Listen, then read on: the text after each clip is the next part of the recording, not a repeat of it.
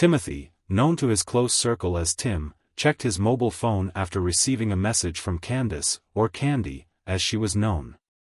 He had just secured a service contract with a major company in California, with branches across the nation, and he was anticipating. He expected his superior, Jake Hudson, to be delighted with this contract, as it represented significant growth for his IT firm and a substantial increase in his salary. Perhaps now, he thought, he and Candy could finally begin their planned family journey. However, he had some concerns that had been troubling him since he and Candy had started their relationship. Jake Hudson's boss, Mr. Smith, was delighted with the contract, which represented significant expansion for his IT firm and a considerable boost in salary. Perhaps now, he mused, he and his wife could finally begin their planned journey of starting a family.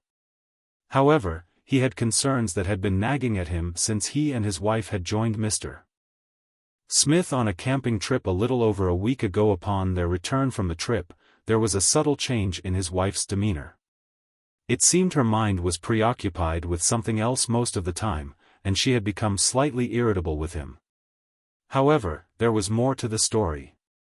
Upon returning home and tossing, Jake returned home from work one day to find his wife's underwear in the washing machine, and upon closer inspection, he discovered a peculiar substance in the gusset of one pair. This prompted him to reflect on the recent camping trip he had taken with his wife, leading him to suspect infidelity on her part. However, he was uncertain of the source of the substance, and this caused him significant distress. He examined the underwear, noticing a peculiar substance in the gusset, and smelling a distinctive odor. He felt a sense of disbelief, as though his entire world had crumbled. He was uncertain whose fluid was in her underwear, but aware of an upcoming trip to the West Coast, he consulted a lawyer to explore his options. If Candy was indeed unfaithful, he reasoned it would spell the end of their marriage. "Are you certain your wife is being unfaithful?" Ruby Hawkins, a specialist in family law and divorce, inquired. "I'm seeking certainty about potential infidelity," Tim explained. "A friend who recently divorced due to infidelity recommended you." "I understand," Ruby replied. "Most divorces in this state are no fault.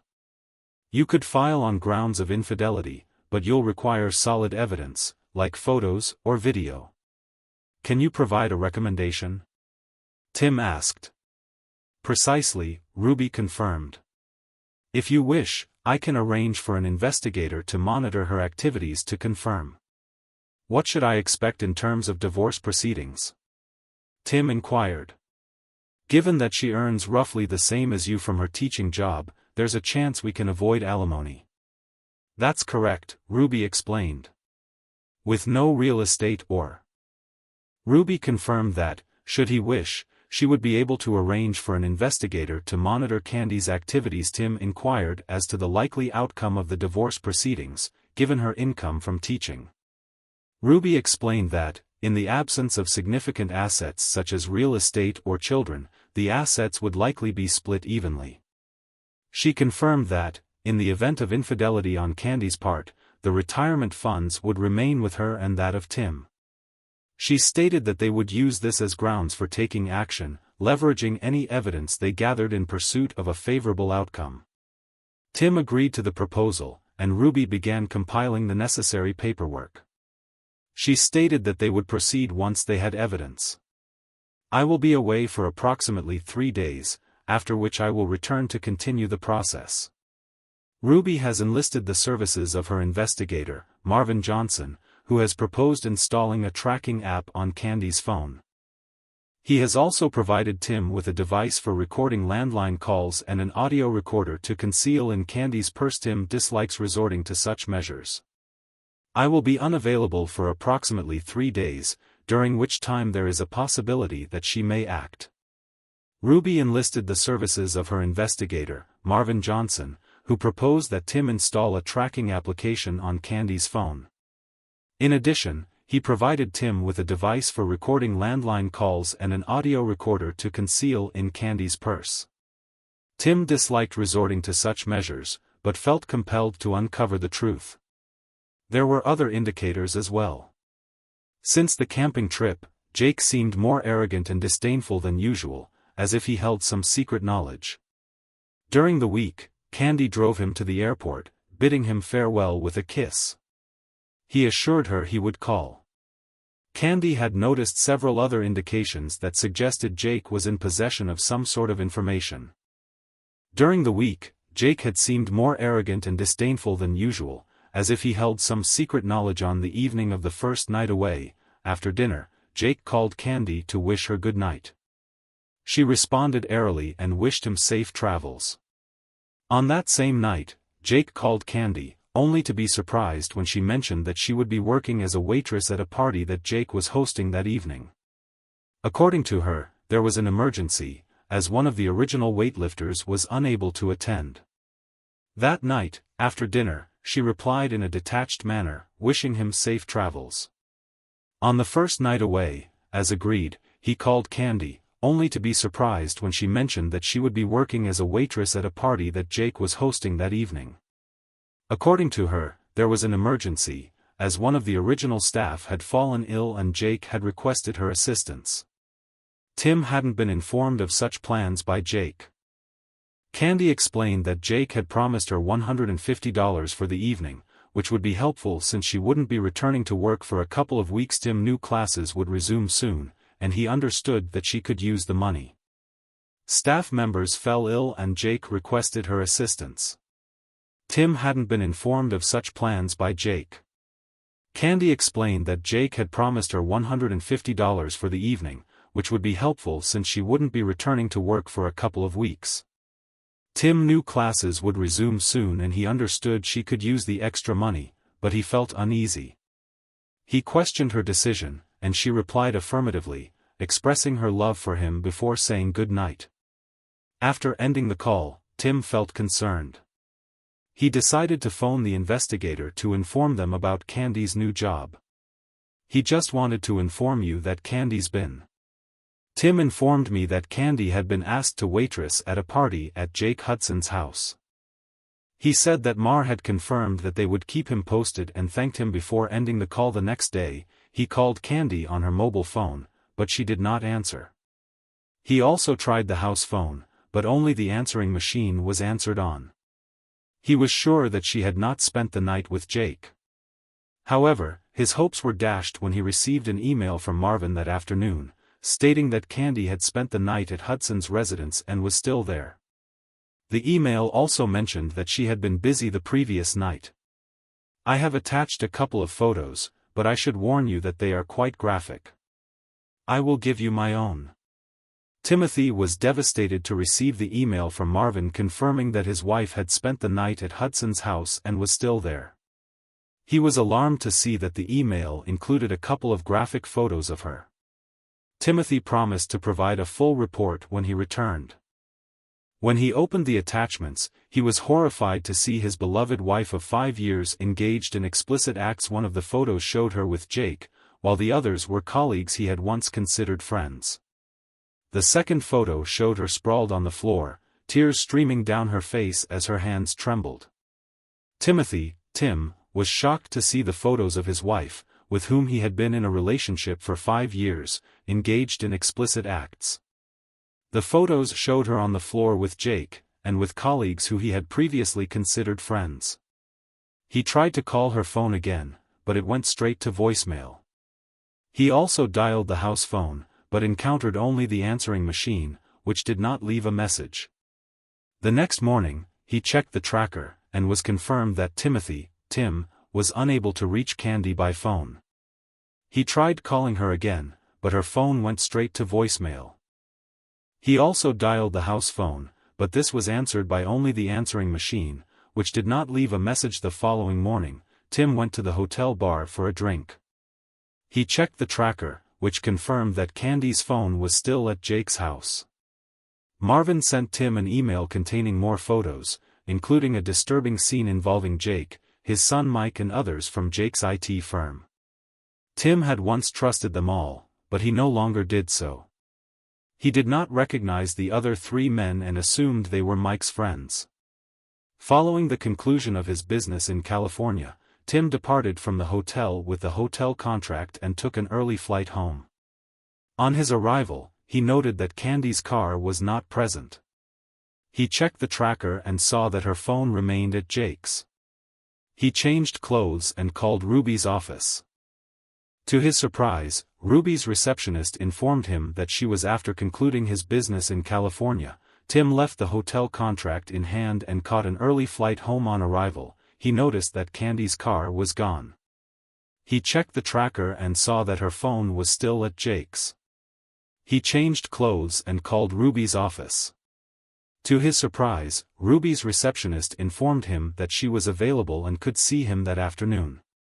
Tim called Candy's mobile phone and was startled when she answered, sounding out of breath. He asked her where she was and she claimed to be at home. Tim was shocked by her blatant lie and informed her that he was done in California and on his way home. Candy expressed excitement. Tim was available and could see her that afternoon. Tim called Candy's mobile phone and was surprised when she answered, sounding out of breath. He asked her where she was and she claimed to be at home. Tim was shocked by her blatant lie and informed her that he was done in California and on his way home. Candy expressed excitement at his return and suggested that she pick him up at the airport when he lands.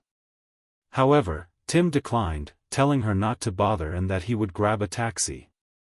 After ending the call, he wondered if she had noticed his lack of affection. Shaking his head, he left the house to see Ruby. Candy glanced at her phone after Tim. Upon ending the call, Tim expressed his reluctance to express affection, and left the house to see Ruby. Candy observed that Tim's usual, "I love you" sign-off was absent, and his tone seemed distant. She had intended to leave after the first night, but the allure of being between Jake and his son proved irresistible. She justified it to herself as something she owed to her own desires. She assumed it would all end once classes resumed. He did not sign off with the usual, "I love you." His tone was distant. She had intended to leave after the first night, but the allure of being between Jake and his son was irresistible. She justified it to herself as something she owed to her own desires. She assumed it would all end once classes resumed and Tim would remain unaware. Thus, she spent the following day and night with Jake and his son, Mike. While Jake briefly left for work the next day, Mike kept her occupied and even arranged for friends to join for a group encounter. Upon Jake's return, she was in bed with Mike on Jake's bed, joining in. Jake suggested sending. She spent the next day and night with Jake and his son, Mike, while Jake was at work. Mike kept her occupied and even arranged for friends to join for a group encounter. Upon Jake's return, she was in bed with Mike on Jake's bed. Jake suggested sending Tim away more frequently. She explained that she had classes soon, so she wouldn't be available on weekdays. She said that she couldn't risk it while Tim was at home. Jake gestured that perhaps he'd enjoy seeing her with other men for a change. They laughed at the notion, and, admitting her attachment to Jake, she affirmed her love for Tim and her reluctance. Jake suggested that Tim should be given more time off during the weekends, with the understanding that this would allow her to spend more time with him. However, she expressed concerns that Tim might eventually discover their arrangement. Jake assured her that he was not oblivious to the situation, and that he would simply present Tim with one condition, that she would not be in bed with Tim. Jake suggested that Tim could go on weekend absences, allowing her to spend time with him, but Tim would eventually find out. She expressed her concerns, but Jake assured her that he would only be giving him one condition, that she would not be in bed with him. Jake declared, "You're ours now." Got it? How do I manage that? She questioned, "Will you think of an excuse?" Jake dismissed the idea, suggesting that she could use one like a headache. "I'll try," she acquiesced, unaware of the surveillance. They remained oblivious to a van across the street with many cameras recording their actions. Tim's devastation upon reviewing the evidence that Marvin had collected, she was deeply affected. In addition to photographs, there were videos that depicted her engaging in intimate acts with multiple men, far more than she would do with him. His love for her diminished as he reflected on her behavior. Ruby tried to comfort him, but he continued to be distraught, wondering how she could have changed so drastically.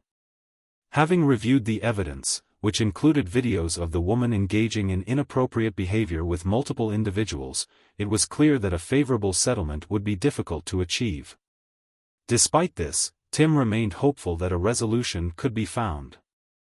"I'll initiate divorce proceedings," Ruby suggested, citing infidelity. "We could also file for alienation of affection against Jake and your colleagues, although these cases are often challenging."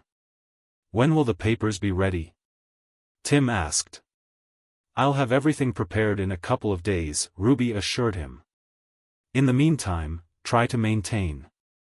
I believe we can secure a favorable settlement. Do whatever is necessary." Tim responded, "Just don't make any reckless moves." Ruby cautioned, "I don't want to bail you out of jail." "I won't." Tim assured her, "When will the papers be ready?" "I'll have everything prepared in a couple of days." Ruby assured him, "Meanwhile, try to maintain. I believe we can secure a favorable settlement. Do whatever is necessary." "Tim, don't make any reckless moves." "I don't want to bail you out of jail, Tim." "I won't." "When will the papers be ready?" "I'll have everything prepared in a couple of days. Try to maintain your usual relationship with your wife." "I'm not a great actor, Tim. I won't touch her again. Who knows what she's caught from all those men. Tell her you're not feeling well. That should buy you some time." Ruby suggested that. "Yeah, okay. Thanks." He left Ruby's office, feeling somewhat. "Typically, in the presence of your wife, I am not an effective communicator," Tim confessed. "I will not be engaging in further interactions with her." He speculated about the possibility of her having contracted a sexually transmitted infection from her numerous male partners. "You should inform her that you are unwell," Ruby suggested, proposing a strategy to buy some time. Tim agreed with a nod. "Very well," he replied, feeling somewhat relieved but still unwell.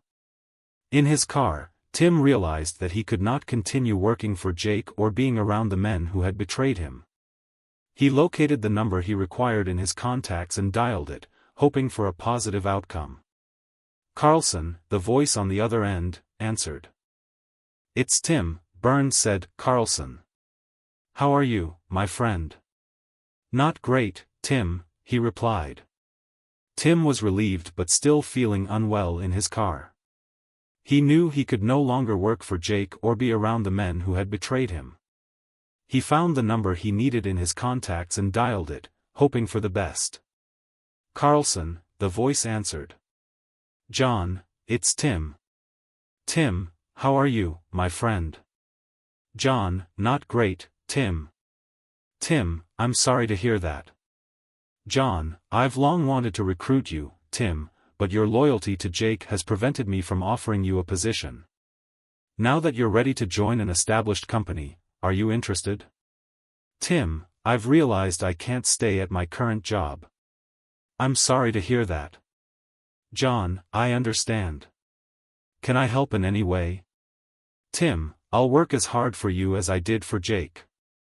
"John, I'll consider that. How about starting on Monday?" Perfect. Tim accepted the proposal. "Why don't you and your wife join us for dinner tonight? Rose will make her famous lasagna, and we can discuss your compensation package." JN proposed that he would be delighted to attend, but that he would be unable to bring any food. Tim declined, saying that he would rather not discuss it over the phone. Tim said that he would be able to explain more tonight. John understood, and said that he would be happy to attend. Tim acknowledged that he would inform Rose, and asked if he could come by at 6:30. JN inquired about the matter, and Tim confirmed that it would be 6:30. "Thank you, my pleasure," John replied, feeling a sense of relief. Tim drove home, not finding any sweets there. He entered, showered, changed, and wrote his resignation letter. Candy arrived around 5:00 p.m. Noticing Tim at his computer, she leaned in for a kiss, but he turned and she landed on his cheek. "Is everything okay?" she asked, surprised. "Not really," Tim admitted. "I'm not feeling well. Maybe it's jet lag. I'll sleep on the futon tonight. Do you need me to stay the night?" she queried. "I have dinner plans," Tim answered. "Are you meeting someone?" she asked, sounding concerned. "Are you accusing me of cheating, Tim?" Noticing Tim at his computer, she leaned in for a kiss, but he turned and she landed on his cheek. "Is everything okay?" she asked, surprised. "Not really. I'm not feeling well. Maybe it's jet lag. I'll sleep on the futon tonight." "Are you going to meet someone?" she queried, sounding concerned. "Are you accusing me of cheating?" he countered. "No. I've never cheated on you, and I never will. Can you say the same?" She recoiled in horror, doubting if he knew. He couldn't possibly know. She reassured herself. "No, I can't. He doesn't know." Tim remained unconvinced, so she attempted to change the subject. "How was your trip to California?" she asked. "Successful," he replied. "And how did your gig at Jake's house go?" "It went smoothly," she responded, even though it was countered. "No, I have never committed adultery and I am firmly resolved never to do so. Can you say the same?"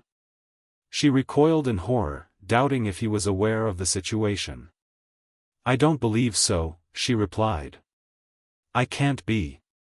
Tim remained unconvinced, so she changed the subject. "How was your trip to California?" she asked. "Successful," he replied. "And how did your gig at Jake's house go?" "It went smoothly, although it was challenging. It was still enjoyable." "I can imagine," he remarked, his voice devoid of emotion. Glancing at his watch, he decided it was time to leave. "I should get going." "I should get going," he informed her, saving his work and shutting down his computer. Standing up, he walked past her without a word and entered the master bedroom to change into something less casual. Upon returning, Candy was seated on the couch. "How long will you be?" It was a challenging experience, but one that was still enjoyable. He remarked that his voice was devoid of emotion. Glancing at his watch, he decided it was time to leave. "I should get going," he informed her, saving his work and shutting down his computer. Standing up, he walked past her without a word and entered the master bedroom to change into something less casual. Upon returning, Candy was seated on the couch. "How long will you be?" she inquired. "I'm not sure," he replied. "Don't wait up for me." "Goodbye," he added, grabbing his keys and exiting the house. She couldn't help but notice that he didn't kiss her or say he loved her as he always did when leaving. After seeing his car depart, she picked up the house phone and dialed Jake, unaware that their conversation was being recorded. "Jake, I think he suspects something," she confided. "What makes you think that?" She inquired as to whether he was leaving. "Don't wait up for me," he replied. "Goodbye." Grabbing his keys, he exited the house. She couldn't help but notice that he didn't kiss her or say he loved her as he always did when leaving. After seeing his car depart, she picked up the house phone and dialed Jake, unaware that their conversation was being recorded. "Jake, I think he suspects something," she confided. "What makes you think that?" Jake queried. "Jake, he wouldn't touch me at all," she explained. "He always gives me a kiss and says he loves me, but not today. He seemed distant and just left, mentioning a dinner appointment." "Really?" Jake responded. "Did he mention with whom?" "No, he didn't," she admitted. "What if he knows? What if he plans to leave me?" "Then so be it," Jake scoffed. "You can always stay with us, and as for Timmy, boy, I'll keep him busy enough." "Jake, I'm worried that he won't be home much, but I don't want to lose him." "Candy, I'm concerned that your actions over the past couple of days show a lack of commitment." "Jake, that's not fair. Candy, I know what I did with you guys, and yes, I enjoyed it, but I still love him. I don't want to lose him. Jake, let him cool off. Eventually, he'll come around. Candy was concerned that he would not be at home very often, but Jake was dismissive. I love him, she said. Your actions over the past couple of days really show that, don't they? That's not fair, Jake retorted. I know what I did with you guys, and yes, I enjoyed it, but I still love him. I don't want to lose him. Sure, Jake dismissed her concern. Let him cool off. Eventually, he'll come around, and if he doesn't, well, we can handle that too. You're not going to hurt him, are you?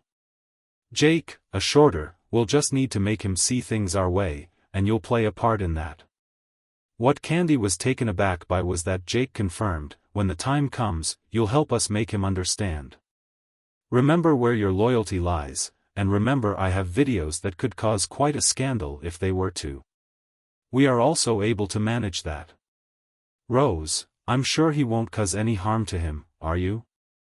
I'm not worried about that. Jake, we'll just need to make him see things our way, and you'll play a part in that. Candy was taken aback. That's right, Jake. When the time comes, you'll help us make him understand. Remember where your loyalty lies, and remember that I have videos that could cause quite a scandal if they were to surface. You wouldn't dare, Candy protested. Oh, I would, Jake. I have footage from the camping trip and other compromising situations. You belong to me, so it's to you to keep Timmy boy in line. Feeling trapped, Candy reluctantly agreed. Okay, Jake, I concede, but please don't hurt him. Jake smirked over the phone. Sure. He dismissed her concern, ending the call. Meanwhile, Tim arrived at the large two-story building. Candy was uneasy. Oh, I would, Jake replied. I have footage from the camping trip and other compromising situations. You belong to me, so it's to you to keep Timmy boy in line. Feeling trapped, Candy reluctantly agreed. Okay, Jake, she conceded. But please don't hurt him, Jake smirked. Sure, he dismissed her concern. He ended the call. Meanwhile, Tim arrived at the large two-story home where JN and Rose Carlson resided. He exited his car, bringing with him the bottle of wine he had picked up on the way. John greeted him at the door, graciously accepting the wine. Come in, JN welcomed him with a smile. It'll be put to good use tonight. Following John inside, Tim was introduced to Rose, who was waiting in the dining room with her lasagna. This is my wife, Rose, John said. Rose greeted Tim as he arrived at the home of John and Rose Carlson. She invited him in and offered him a glass of wine she had brought with her. John greeted him at the door, graciously accepting the wine. Come in, Tim, John said, smiling. Thank you. It'll be put to good use tonight. Tim was introduced to Rose, who was waiting in the dining room with her lasagna. This is my wife, Rose, John said. This is Tim Burns, our new account representative. Tim shook Rose's hand as John opened the bottle of wine. Nice to meet you, Tim, Rose greeted him with a smile. Pleasure to meet you, Rose, Tim replied. Please call me Rose, she insisted. Mrs. Carlson sounds too formal, Rose replied. Rose served up portions of lasagna while John poured the wine. Tim expressed his gratitude, acknowledging the delicious meal.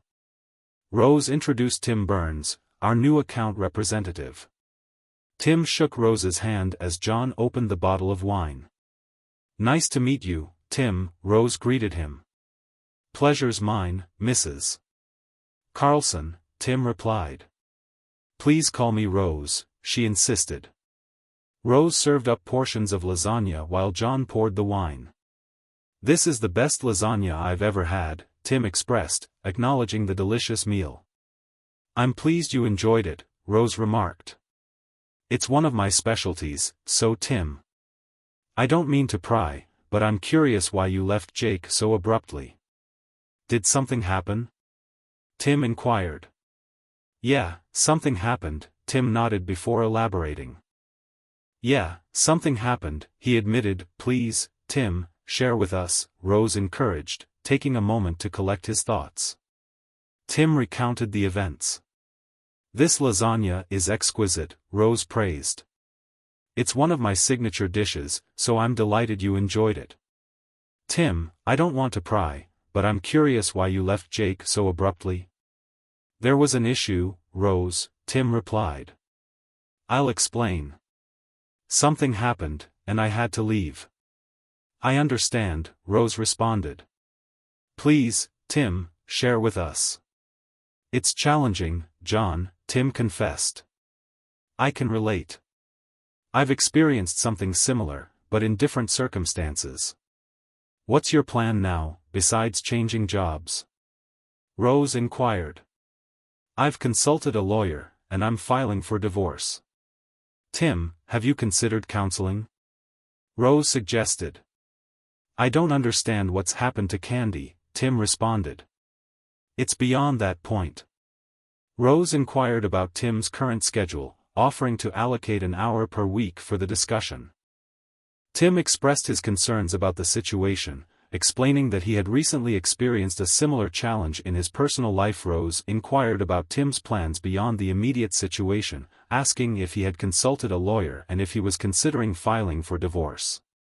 Tim revealed that he had already consulted a lawyer, who had suggested an even split of the assets. Rose suggested that Tim might benefit from seeking professional counseling. Tim expressed his confusion about the change in Rose, wondering how she had transformed so much. Rose suggested that Tim might benefit from professional counseling, but acknowledged that it might be challenging for him to approach her. Tim acknowledged her suggestion and thanked her for her support. John interjected, offering his perspective as a professional in the field. I believe she can assist you through this, if you're open to it, and it's covered in your benefits package. Tim chuckled. I'm serious, John assured him. Rose was invaluable to me during a tough time, and I'm confident she can support you too. Tim asked Rose if she could fit him into her schedule. She confirmed that she would be able to dedicate an hour per week to the arrangement. Tim considered this proposal and replied, I believe she can assist you with this, if you're open to it. It's also covered in your benefits package. Tim laughed and replied, I'm serious, John. Rose was invaluable to me during a tough time. I'm confident she can support you too. Addressing Rose, John asked, can you fit him into your schedule? Absolutely, she confirmed. How does that sound, Tim? After considering the offer, I agree. I'll give it a try. Good decision, John smiled, patting Tim on the shoulder. I'll ensure you have the necessary time for counseling. I'll coordinate with Rose and let you know about your arrangement. I will, Tim, he affirmed. Thank you. Now, if you don't mind, dear Tim, and I will adjourn to my office to discuss his new position. Of course I don't mind, Rose replied. Tim assented, and John announced that he was excited to collaborate with Tim. Tim expressed his gratitude, and they proceeded to John's home office, where he poured them each a glass of brandy. Over the next 2 hours, they discussed the details of Tim's new role. By the end of the discussion, Tim felt empowered, as though he were reclaiming control of his life. After shaking hands with John, Tim returned home at around 10 p.m. When he arrived at his driveway, he noticed the lights were still on. He hoped Candy was alone. Entering the apartment, he found Candy on the couch. How did your meeting go? He inquired. Very well, thank you, he replied. Now, if you'll excuse me, I'm going to bed. Good night. He retreated to the second. Tim entered the second bedroom, where his computer was located, and began to undress. Are you sleeping in here now? Candy inquired from the doorway. Yes, I'm still not feeling well, so I'll sleep on the futon. Is that all right? Sure, I suppose. It's just that you've been away for 3 days and... Tim began to undress in the bedroom where his computer was. Are you sleeping in here now? Candy asked from the doorway. Yes, I'm still not feeling well, so I'll sleep on the futon. Is that all right? Sure, I suppose. It's just that you've been away for 3 days and I was hoping we could spend some time together. I'm not feeling up to it tonight.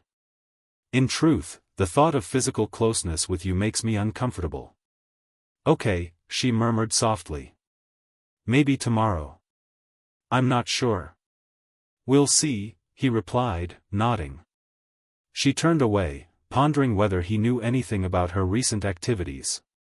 The next day, Tim arose before Candy prepared his resignation letter and brewed a cup of coffee.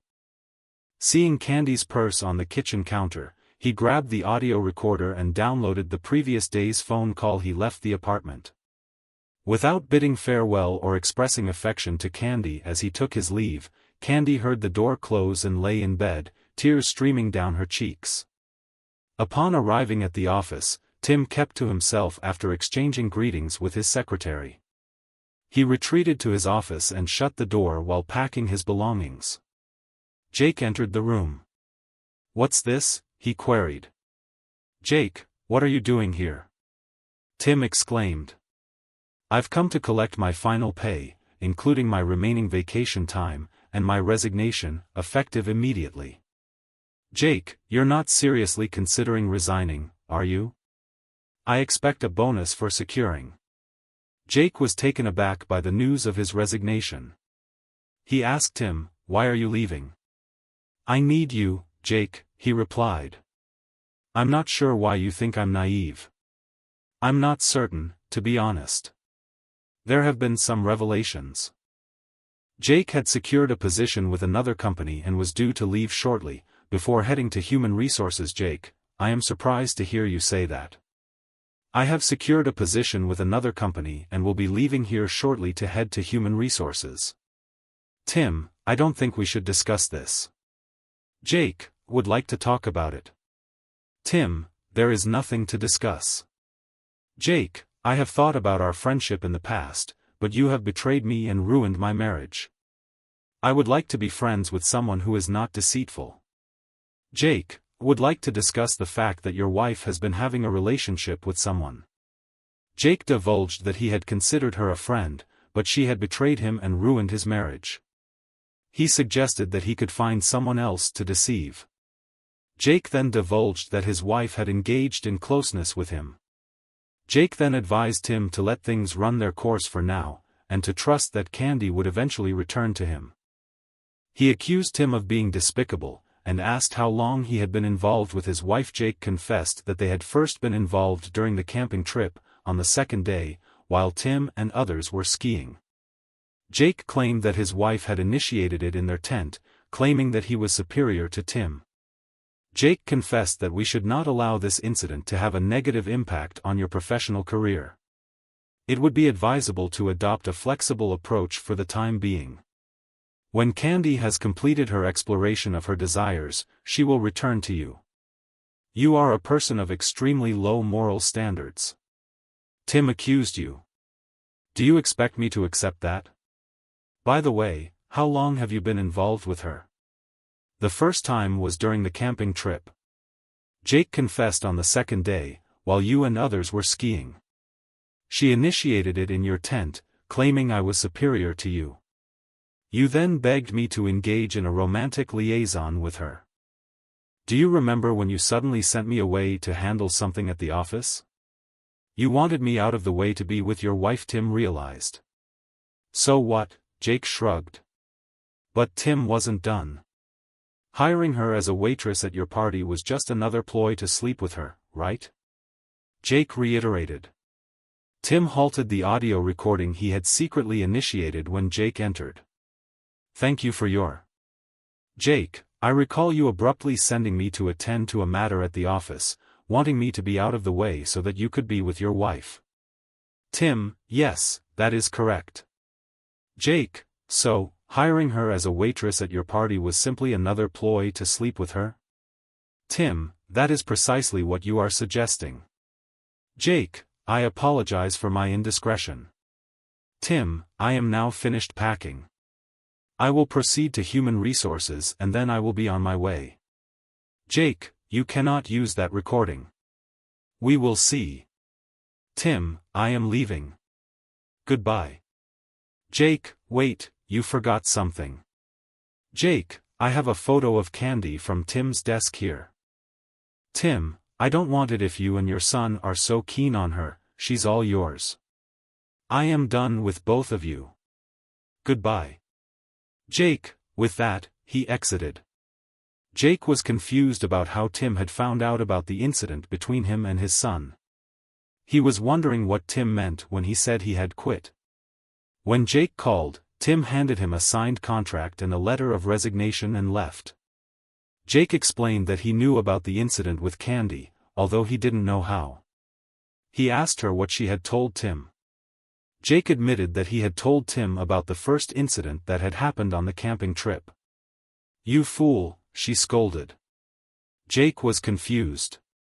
How had Tim found out about the incident between him and his son? Jake questioned. What do you mean he resigned? Candy demanded when Jake called. He handed me a signed contract and a resignation letter and left. Jake explained that he knew about the incident, but he didn't know the details. What did you tell him? Candy asked. I told him about the first incident on the camping trip, Jake admitted. You fool, she scolded. I told him everything. Jake admitted, and even showed him the photo of you that was on his desk. Great, she sighed, tears streaming down her face. What now? She asked. Not my concern, Jake shrugged. Hek, your husband handle it, unless you want me to come over and enlighten him. No, she refused. You've done enough. Thank you. Stay out of it. I'll handle it. Jake said dismissively. After that, he ended the call. Candy glanced at her phone, tears streaming down.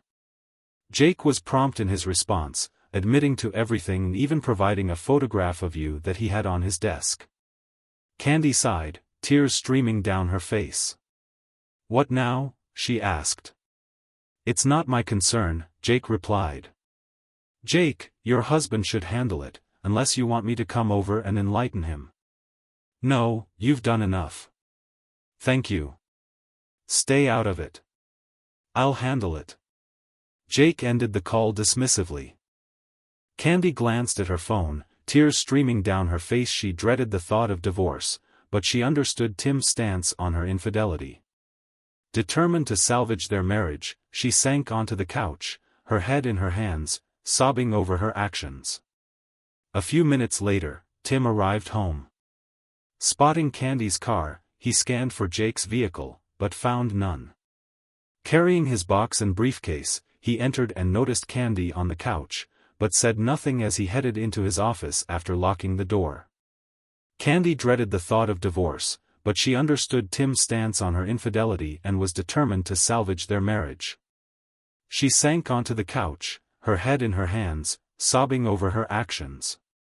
A few minutes later, Tim arrived home and, spotting Candy's car, scanned for Jake's vehicle. Finding none, he entered the house and noticed Candy on the couch. However, he said nothing as he headed into his office after locking the door. He checked for voice recordings and found one of Candy's conversations with Jake, promptly forwarding it to his lawyer. He greeted, "Hello Tim, I've just received your latest email. I'm filing your paperwork now." "Good," Tim responded. "When can they be served?" "If you'd like, I can arrange for them to be delivered late this afternoon." "Will that work?" she offered. "It will," he acknowledged. After hanging up, he retrieved his .45 caliber semi-automatic. He located a voice recording of Candy conversing with Jake and swiftly forwarded it to his lawyer. "Hello, Tim," she greeted when he called. "I've just received your latest email. I'm filing your paperwork now." "Good." Tim responded, "When can they be served?" "If you'd like, I can arrange for them to be delivered late this afternoon. Will that work? She offered. It will, he acknowledged.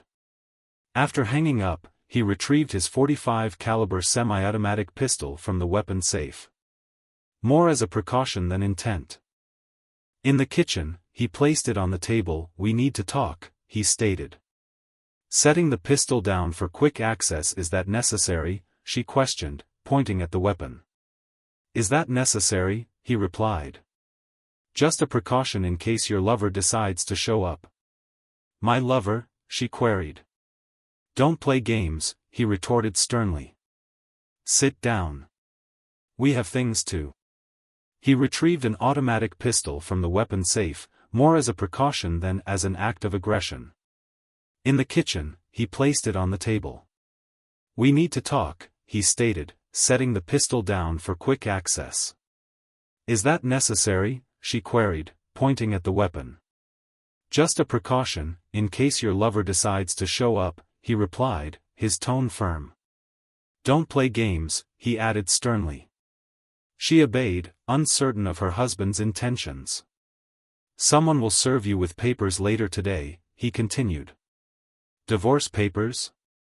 Candy gasped. Why? I don't want a divorce. I love you, Bull, Tim countered. I know about you and Jake, his son, and others. You've been with them lately, so I filed for divorce due to infidelity. You have no proof, she objected. I have an envelope, he smirked, revealing it. Candy was terrified. She obeyed, not knowing what her husband's intentions were. Tim began, someone will serve you with papers later today. Divorce papers. Candy gasped. Why? I don't want a divorce. I love you, Bull. Tim, I know about you and Jake, his son, and others. You've been with them lately, so I filed for divorce due to infidelity. Infidelity? You have no proof. Tim smirked, revealing an envelope containing time-stamped photos showing her with multiple men, including Jake. I also have video and audio. Tim, I'm interested. You'll be fair, given the circumstances. I've been more than fair. No support, half the bank funds, split, each keeps their retirement, and you keep your belongings. I've cancelled your credit card and have a check for your share, as well as a restraining order. I have photographs with timestamps that show her with multiple men, including Jake. I also have video and audio recordings. Tim added, I'm interested. She shook her head, realizing it was futile. He said, given the circumstances, I've been more than fair. No support, half the bank funds, split equally, each keeps their retirement fund, and you keep your belongings. I've cancelled your credit card and have a check for your share. Also, a restraining order mandates you stay 500 feet away from me, my home, and my workplace. You have until being served to pack, you're being evicted. She whimpered, tears flowing. Essentially, Tim confirmed what she had said. What if I contest? She ventured. You're right, Tim chuckled. Not wise. He cautioned her, think of the consequences if these photos surfaced. Think about your job. You wouldn't dare. Want to bet? Tim challenged. Candy hesitated before. The order stipulates that you maintain a 500-foot distance from my residence and place of work. You have until being served to pack your belongings and leave. She sobbed, tears flowing down her face. Tim confirmed that if you were to contest the matter, it would not be advisable. He advised her to consider the potential consequences if these photographs were to be made public, and the repercussions for your employment. You would not want to lose your job, she asserted. Tim challenged her. She hesitated before conceding defeat. I cannot risk it. I need my job. Tim continued, stating 2 more points. What she asked, despondent, was that you return her rings and drop her surname. You have become heartless, she accused. Removing her rings, you gave me cause, Tim responded. I just want to know one thing, what changed from a loving, faithful wife to this? She glanced down before speaking. It happened. The admitting defeat, she conceded, I can't risk it. I need my job. Exactly, Tim interjected. I need to know two things, what she asked, and whether you'll return my rings and drop my surname. You've become heartless, she accused. I just want to know one thing, what changed from a loving, faithful wife to this? The second day of the camping trip, she recounted. You were out on the boat and I was in the tent. Jake came by and saw me. I had undressed and was lying there trying to rest when Jake walked into the tent. He seemed embarrassed at first, seeing me undressed like that. We started talking, and then he exposed himself. So, there you go, some guy with a bigger one than mine drops his pants, and you're on it like white. On rice. Tim remarked, and that was all it took for you to become a cheating woman. How many times did you sleep with him on that trip? Twice, she admitted. The first time, when you were out water skiing, and the second time, when Jake sent you back to the office. Tim shook his head and gestured at the photos. I see that none of your lovers used any protection. Weren't you worried about getting pregnant? Rice mentioned that you had been unfaithful, and that was all it took for you to become a promiscuous woman. How many times did you sleep with him on that trip? Twice, she admitted. The first time was when you were out water skiing, and the second time was when Jake sent you back to the office. Tim shook his head and gestured at the photos. I see that none of your lovers used any protection. Didn't you worry about getting pregnant or contracting a disease? I'm still on the pill, she defended. That doesn't eliminate the risks. Did you set out to get pregnant or contract a disease? Oh, God, no, she insisted. Tim, you know, in all the time we've been together, I've been hit on by women who look much better than you. I turned them all down. I believed I had. Pregnant or contracting a disease? I'm still on the pill, she defended, though that doesn't eliminate the risks. Tim pointed out that there was still a chance of pregnancy or disease. Was that what you were aiming for? Oh God, no, she insisted. Tim shook his head. You know, in all the time we've been together, I've been hit on by women who look much better than you. I turned them all down. I believed I had a loving and faithful wife at home whom I'd never betray, but you. You didn't consider the consequences. You didn't care about my feelings, all you wanted was pleasure. I hope it was worth it to you. Now, pack your things. I expect you gone once you're served. Tim, please. Can't we get some counseling? I'll never do it again. I promise. Can't you forgive me this time? I will never forgive. A devoted and affectionate spouse at home, whom I would never deceive.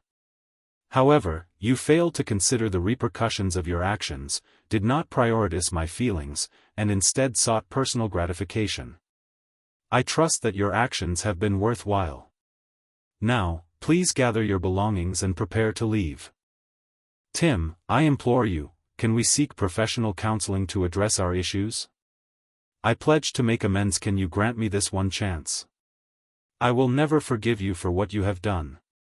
Tim, I declared, his expression hardening beyond anything she had ever seen. From the moment Jake dropped his trousers, you voluntarily betrayed me, and I cannot find it in me to forgive such a transgression. But don't you love me enough to address this issue? She asked. He shook his head. No, right now, I can't even look at you, he admitted. The sooner you're out of my life, the better. Now, start packing whatever you need. Anything left behind will be disposed of. Sobbed as she stood up and went into the master bedroom to pack. Tim watched as Candy brought out bags full of items. Stopped once and looked at him. Can you at least help me make these to my car, she requested. Nope. You're on your own, and remember, anything left behind will be discarded or donated. She carried the bags to her car and returned for more. Candy was visibly upset as she stood up and went into the master bedroom to pack.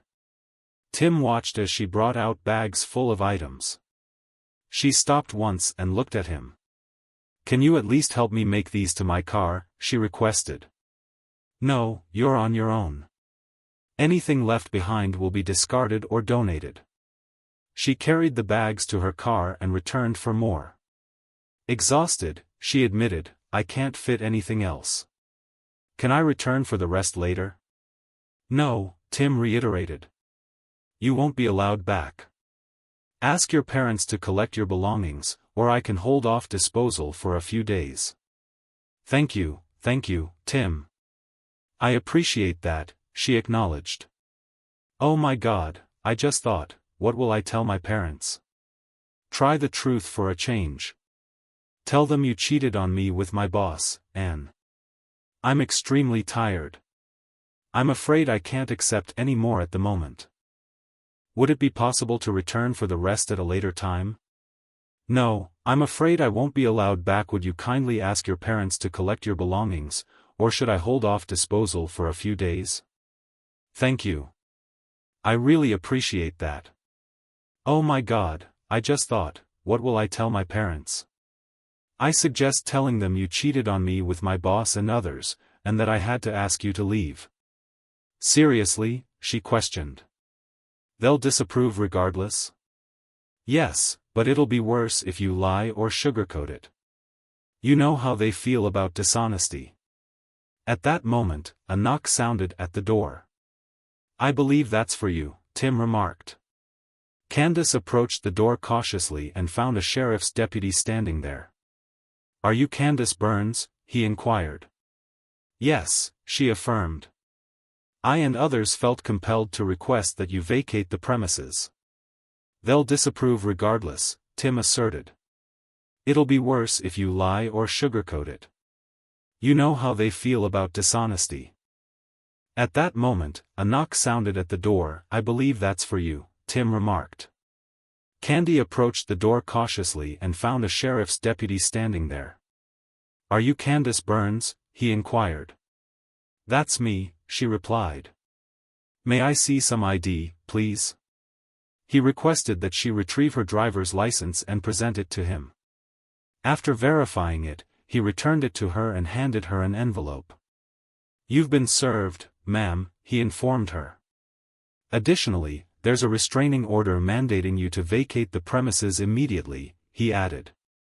"You can sign the divorce papers now if you wish." She nodded and retrieved the divorce documents. The officer requested to see some form of ID. The woman presented her driver's license, which was verified before being returned to her along with an envelope. "You have been served with a restraining order. You are required to vacate the premises immediately," the officer informed her. "May I have the divorce documents now?" she inquired. After reviewing them, she requested a pen and signed the documents. "I will deliver these to the attorney," the officer assured her. "You need to leave now. If you attempt to return, you will be arrested. Do you understand?" "Yes, I understand," she replied, tears streaming down her face. She glanced back at Tim. "I'm deeply sorry," she apologized. "Yeah, me too," Tim responded. "Goodbye," she whispered as she departed. The officer nodded at Tim before departing. Following a review of the documentation, she requested a pen and proceeded to sign the documents. "I will deliver these to the attorney." He advised her that if she attempted to return, she would be arrested. "Do you understand?" She replied, tears streaming down her face. Glancing back at Tim, she apologized. "I'm deeply sorry," she said. "Yeah, me too," Tim responded. "Goodbye, goodbye," she whispered as she departed. The following days were chaotic for Tim. Candy made no attempts to contact him, but Jake left 2 threatening voicemails on the house phone. "Damn it, Tim. I know you're there," he yelled. "If you don't drop this lawsuit, I'm coming to kick your ass." Tim smirked, saved the voicemail and forwarded it to Ruby, who notified the relevant parties. The following days were marked by considerable upheaval. Despite Candy's failure to make any contact, Jake left 2 voicemails on the house phone, voicing threats. "Damn it, Tim, I know you're there. If you don't drop this lawsuit, I'm coming to kick your ass." Tim smirked, saved the voicemail and forwarded it to Ruby, who notified the local sheriff's department.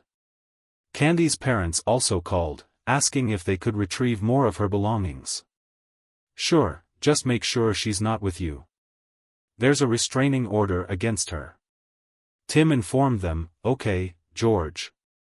Candy's father sighed. When George and Candy's mother arrived, they collected her remaining items. The local sheriff's department received a call from Candy's parents, who inquired about the possibility of retrieving more of their daughter's belongings. They were informed that this would not be possible, as a restraining order had been issued against her. George and Candy's mother arrived on the scene and collected her remaining items. She urged George to reconsider the divorce, stating that Candy had made a mistake, but that forgiveness was necessary for their relationship to continue. Candy's mother pleaded with George, stating that Candy loves him and asking him to take her back. George inquired about the nature of the conversation between Bernice and Candy.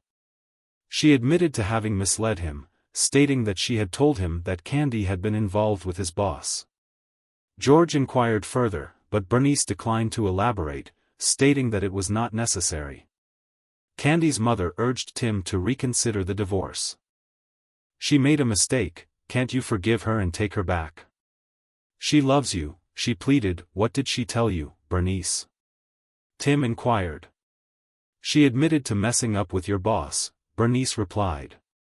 "And that's all?" Tim pressed. "Yes, she didn't go into details, and we didn't," Bernice explained. Tim retrieved the envelope containing the photos and SD cards and showed them to Bernice and George. They were appalled by what they saw.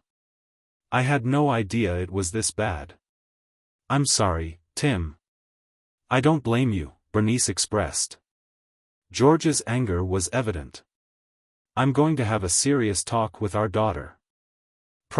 Bernice, I'm sorry to say that I've found some compromising photos and videos of you on your computer. I've deleted them, but I'm worried that they've been saved. I'm going to have a serious talk with our daughter." He asked Tim, "Have you done anything else with these photos?" Tim shook his head. "Not yet, but I warned her not to contest the divorce. She sympathized with me." They sympathized with him before finishing packing Candy's belongings. 30 minutes later, they bid Tim farewell with a warm hug and departed later that day. He inquired as to whether she had taken any other action with the photographs. Tim shook his head, indicating that she had not yet done so. However, he had warned her not to contest the divorce. They expressed their sympathy for him before finishing packing Candy's belongings. 30 minutes later, they bid Tim farewell with a warm hug and departed later that day. Meanwhile, Tim watched TV. Another knock sounded at the door. Glancing through the peephole, he saw Jake, Mike and 2 former colleagues. He retrieved his pistol from the weapon case, called emergency and held the weapon behind his back, barely opening the door before they barged in. He confronted them with the firearm, saying, "We're going to." Jake threatened Tim, pointing the firearm at him, causing them to pause. "You really want to test me?" Tim challenged. "Just so you know, I've already called emergency services and the police are on their way. If you're here when they arrive, you'll be arrested for violating the restraining order." "Jake, you are under arrest for violating the restraining order." "Sir, I'm serious." One of the men cautioned Jake, who hesitated, then turned to Tim. Suddenly, they heard a siren nearby and saw flashing red and blue lights. "Jake, I mean it," Tim affirmed, as they turned to depart. 2 imposing uniformed police officers appeared at the door. "Tim, please lower your pistol and put the weapon down, sir." Jake was cautioned by one of the men, who advised him to be cautious with the weapon. They heard a siren nearby and saw flashing red and blue lights. "Jake, I mean it," Tim affirmed as they turned to depart. Two imposing uniformed police officers appeared at the door. Tim lowered his pistol and placed it on the kitchen counter. "Sir, these individuals are violating a restraining order," Tim explained. "They forcibly entered my apartment and issued threats. I request their arrest." "Do you have a copy of the order?" The other officer nodded. "Yes, officer, I do." He retrieved an envelope from the counter and handed it to the officer, who carefully examined the document. After a brief inspection, the officer returned the order to Tim and turned to the four men. "Turn around, hands behind your back." The officer ordered the men, glaring at Tim as the officers handcuffed them. After being read their rights, one officer asked Tim if he had a license for the firearm. Tim confirmed that he did, and the officer asked to see it. Tim then produced his wallet, showing the officer his firearm license and his NRA firearms training card. The officer nodded after inspecting the cards. "All right then. Just be cautious with that weapon, understand?" he acknowledged. "I understand, officer." Tim acknowledged. The following 3 months passed swiftly. For Tim, he found greater satisfaction working at Empire than he ever did under Jake's management. Weekly counseling sessions with Rose helped him to manage. Jake has been dealing with trust and anger issues recently. He has been attending a gym 3 days a week and has also enrolled in martial arts classes to help with his mental discipline. He has also undertaken a recommended diet and exercise course. The divorce proceeded smoothly, especially as Candy did not contest it. However, complications arose in the case of the affection lawsuits. 2 of them were dismissed as Ruby had warned. The case against Jake took an unexpected turn after the judge reviewed the evidence and financial disclosures. The judge ruled in Tim's favor, ordering Jake to pay $1 million in restitution. The judge strongly disapproved of Jake's actions. "Mr. Hudson, your conduct in this matter is reprehensible. The judge admonished you for exploiting a man who considered you a friend, and for abusing your authority as his employer to deliberately ruin his marriage and family. Furthermore, you repeatedly violated." The judge strongly criticized Jake's actions, stating that his conduct was utterly reprehensible. "Mr. Hudson, your actions in this matter are deeply concerning. You not only exploited a man who considered you a friend, but also mistreated your authority as his employer to deliberately ruin his marriage and family. Furthermore, you repeatedly violated the restraining order against you.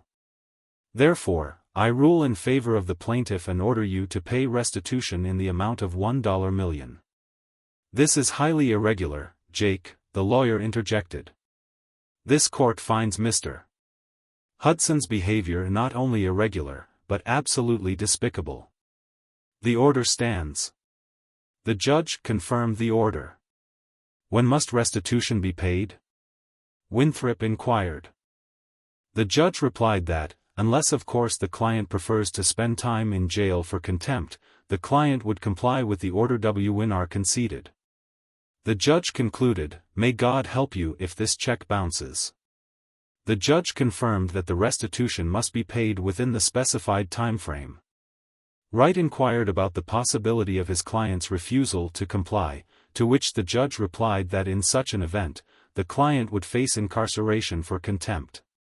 Wright accepted this, and the hearing concluded with a formal ruling. Jake issued a check, which his attorney presented to the bank. After the judge acknowledged the check, it was passed to Ruby, who then handed it to Tim. To Tim's surprise, the check was cleared by the bank, and he compensated Ruby for her share of the judgment while employed at Empire. The hearing concluded with a gavel strike. Jake wrote a check, which his attorney passed to the bank. After the judge acknowledged the check, it was passed to Ruby, who then handed it to Tim. To Tim's surprise, the check cleared the bank, and he compensated Ruby for her portion of the judgment while employed at Empire. Several of Jake's clients approached Tim. Word of the lawsuit had spread, and numerous businesses were hesitant to engage with someone who actively sought to wreck another man's marriage. They viewed such behavior as indicative of a lack of trustworthiness. Tim speculated that, at the current rate, Jake would likely be out of business within a year. Throughout this period, Tim declined to date, despite being approached by several women at work. He considered himself married until the final decree was granted, only then would he entertain the idea of pursuing a relationship. A few months after the divorce was finalized, Candy's mother celebrated the occasion with colleagues, including a lap dance from a generously endowed stripper. She called Tim. "It's Bernice. Can we talk for a few minutes?" she asked. "Of course, Bernice," Tim responded. "What's on your mind?" he asked. "It's about Candy," she revealed. "She's tested positive for HIV." She had tested positive for HIV. Bernice expressed her sympathy, but Tim replied that he was not surprised, as they were officially divorced and he was not responsible for her. Bernice acknowledged that Tim was not covered by his insurance and that he was not responsible for her.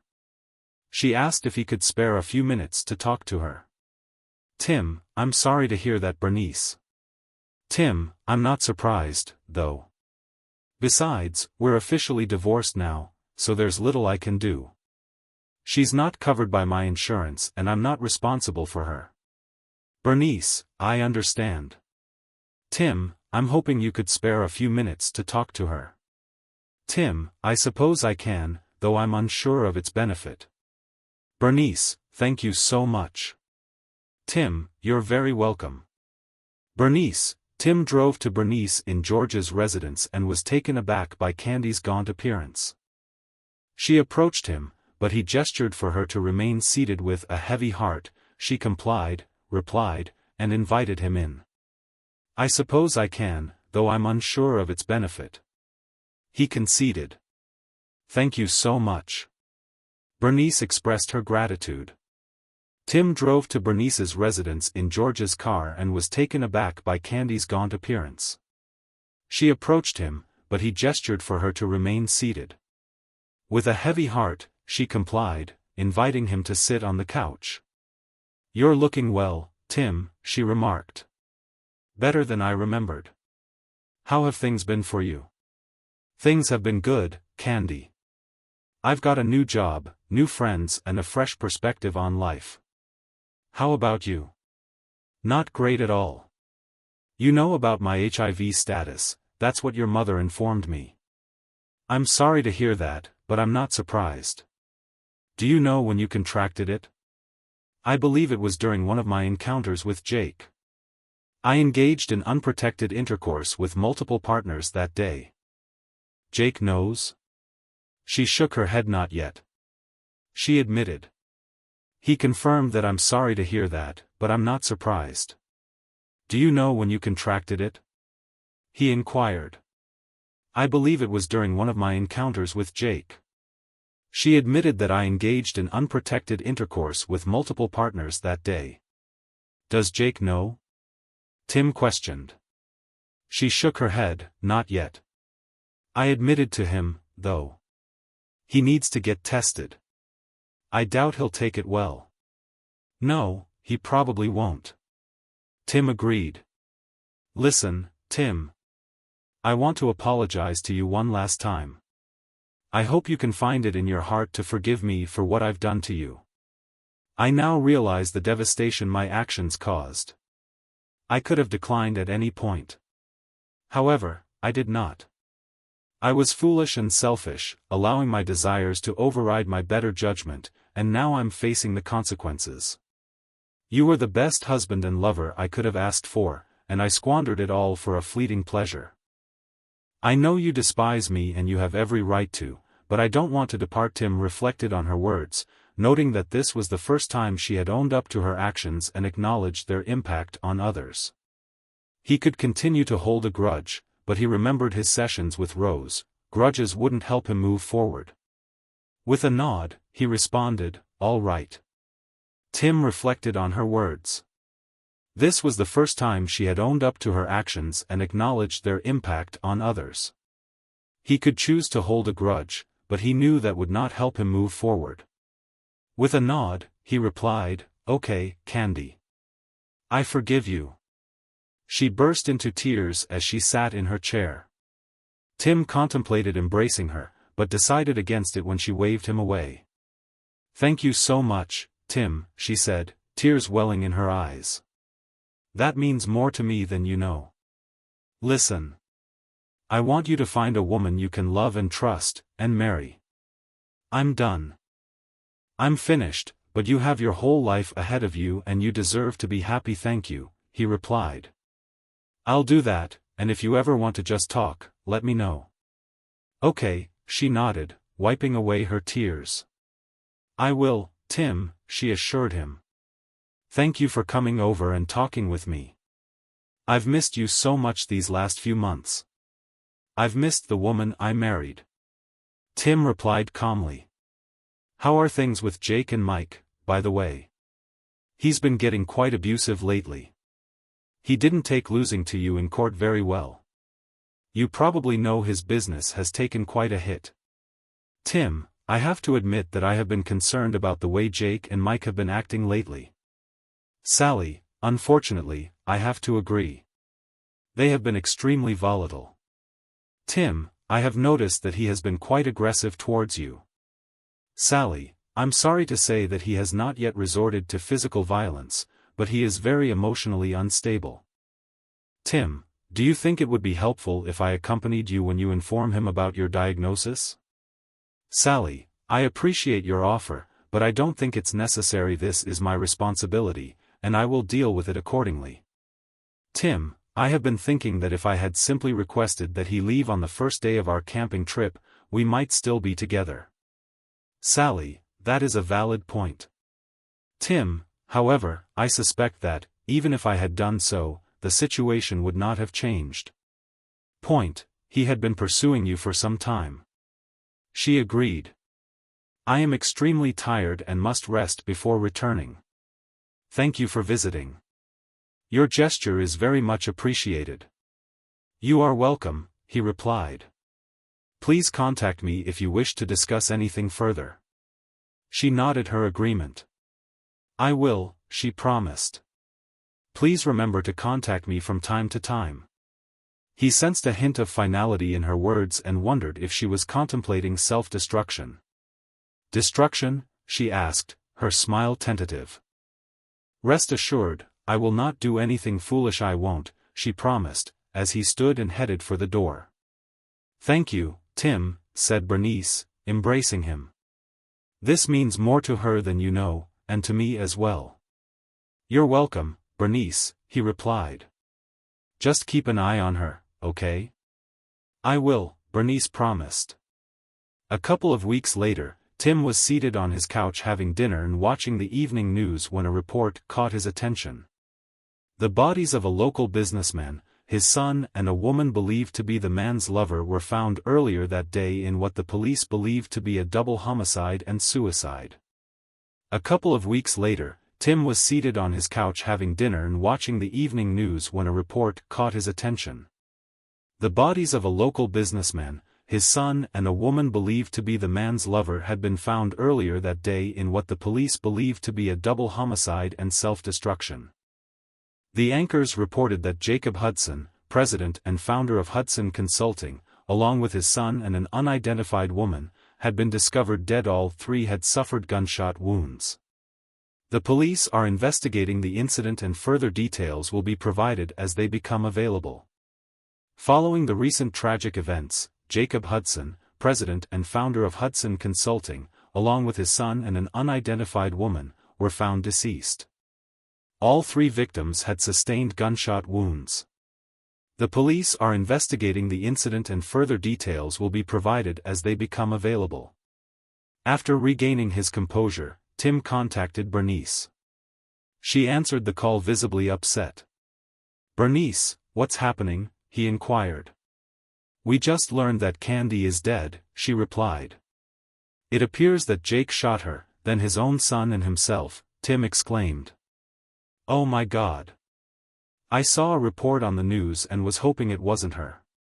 I'm so.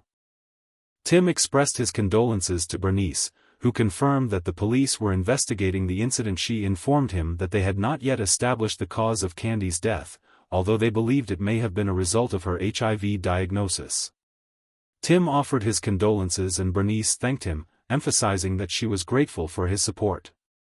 "Tim, I understand that you never wished for this. Candy made her own choices and faced the consequences. Losing an only child is devastating. I take comfort in thinking she's in a better place now. If there's anything I can do, please let me know.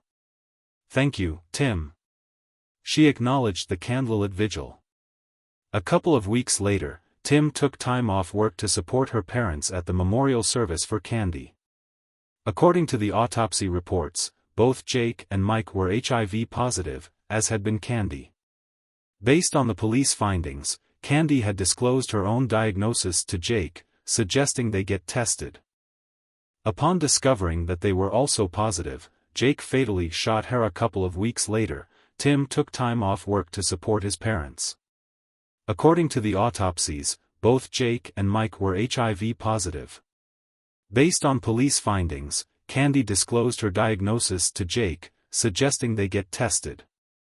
Upon discovering they were also positive, Jake fatally shot her. Then his son and, ultimately, himself. Tim mourned Candy's death for a few days, reminiscing about their happier times together. Then, unexpectedly, Cynthia Stone, another colleague, visited him. "Hey, cowboy," she greeted. "Would you like to join us for happy hour tonight? You seem like you could use some company." Tim hesitated. Following the death of his wife, Tim spent a few days reminiscing about their happier times together. He was surprised when Cynthia Stone, another colleague, visited him and asked if he would like to join her for happy hour that evening. Tim hesitated, almost declining, but then agreed to go. He thought to himself that he could use some good company right now. "Sure, I'll join you," he replied. "Great, then meet us at the hitching post after work, okay?" She smiled and said, "I'll be there." He confirmed that he would be there and thanked her for the invitation. As she walked away, he thought about the cycle of life. He had almost declined, but then reconsidered. He replied, "I would be delighted to join you. I'll be there." He confirmed his attendance, and as she walked away, he reflected on the cycle of life. Then he heard a familiar female voice in his mind. "Go for it, big boy. She's into you." The voice suggested, surprising him. He scanned the surroundings, but found no one. A shiver ran down his spine. "No," he thought to himself. "That can't be possible.